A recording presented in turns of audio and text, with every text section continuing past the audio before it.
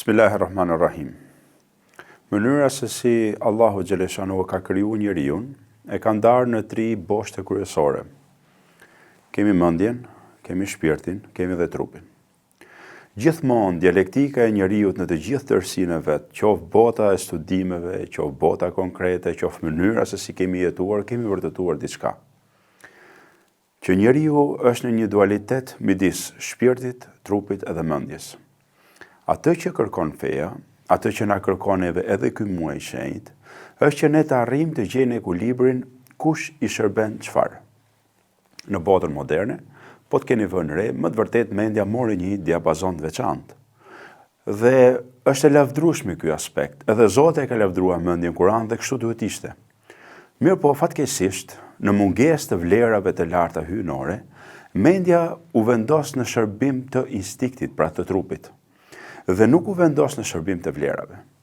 Prandaj Kur'ani famlart, si një libër i cili flet për boshtet e mendjes, pra është boshti i ideve, adhurimet që janë boshti i praktikave dhe vlerat që janë kupolat e gjithë çështjeve islame, është ajo që na thret neve për të ekuilibruar shpirtin dhe veten tonë. Pra, nëpërmjet mendjes ne i shërbejmë vlerave që disiplinojmë trupin, dhe nuk është e kundërta. Keni vënë re që ne mendojmë që krizat janë për shembull ekonomike, mendojmë që krizat janë politike, krizat janë shoqërore. Në fakt teologjikisht nuk është kështu. Krizat reale janë shpirtërore.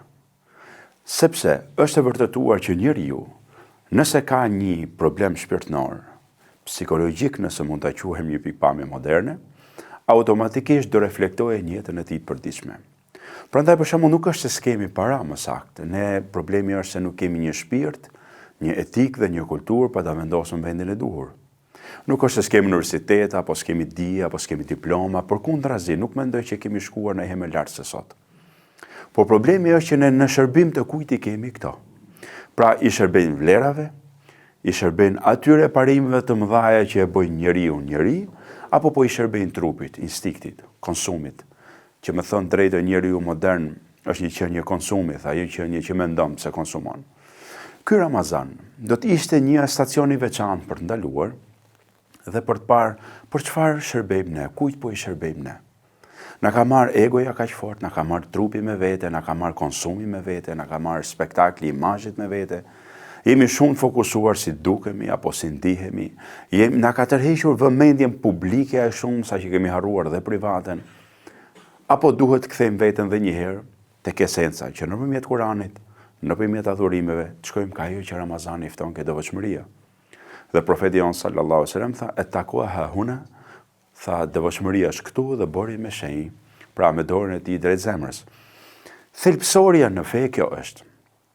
Ky Ramazan për këtë duhet vlej, që ne të kërkojmë një ekuilibër të shpirtit nëpërmjet mendjes që të kontrollojmë instiktet, që të disiplinojmë veten tonë drejt asaj që kërkon Zoti, që të arrijmë devotshmërinë. Edhe një gjë së fundmi, devotshmëria nuk është kështu një stacion që njeriu e kap. Është çështje procesi. Është aftësia e njeriu në mënyrë të vazhdueshme që të përmirësojë veten e tij çdo ditë më shumë. Pra, instiktet t'i kontrollojë me mendje dhe mendja t'i shërbejë vlerave. Prandaj në këtë muaj vlen shumë sinqeriteti. Vlen një gotë ujë me sinqeritet, vlen një fjalë me sinqeritet, vlen një namaz me sinqeritet, vlen një punë e mirë me sinqeritet. Sepse është në shërbim të asaj që ne themi vlera.